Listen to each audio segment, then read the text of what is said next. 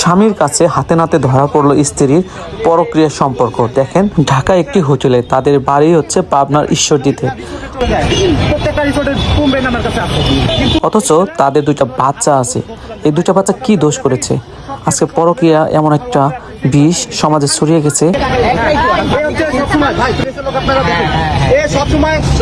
এমনকি লুকোচুরি করতে হবে, সব শিখাই দেয়।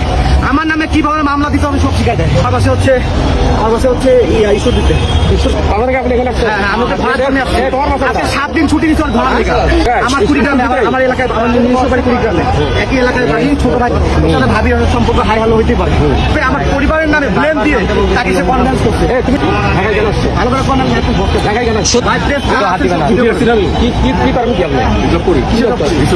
রিসোর্টের নাম তো বাবু জানে না।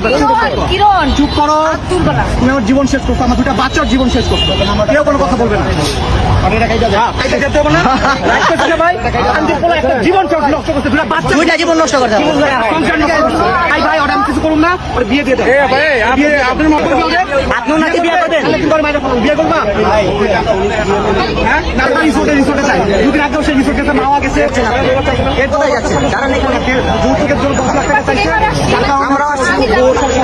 আমরা হচ্ছে ডিভোর্স দেয় না, কারণ পলাতক তো 1.5 বছর ধরে বছরের কোনো সম্পর্ক নাই।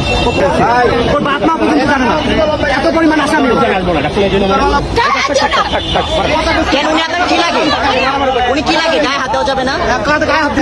আমি নিজে উদ্ধার, বাচ্চা আমি নিয়ে নেবো, সমস্যা নেই। কিন্তু বিয়ে পড়াই দিয়ে ক্লিয়ার করে দেন, নাহলে পরে ভাই আপনার মন্তব্য বলেন, আপনি কি বিয়ে করবেন না ছেড়ে দিবেন? বিয়ে করবে না মেরে ফেলবে। বিয়ে করবে, ও যে অপরাধ করে তাকে তো মেরে ফেলবে। আপনার মন্তব্যটা বলেন, আপনি কি করতে চান? আপনি কি বিয়ে করবেন নাকি ছেড়ে দিবেন? কি করবেন? যেটা মনে করো সেটা বলো। তুমি কি বিয়ে করবে? ভাই সামনে বলেন, যে সিনকেট হয়ে গেছে, বিয়ে করবে? বললে কি পুলিশে কি করবে? মারামারি করা যাবে না, মারামারি করবে। মারামারি দিয়ে দেন আপনার সাথে বিয়ে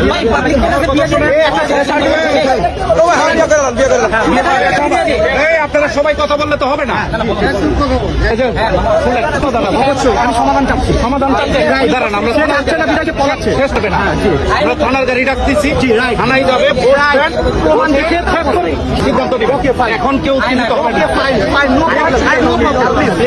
পালানোর চিন্তা করতেছে আপনি ওখানে দাঁড়ান।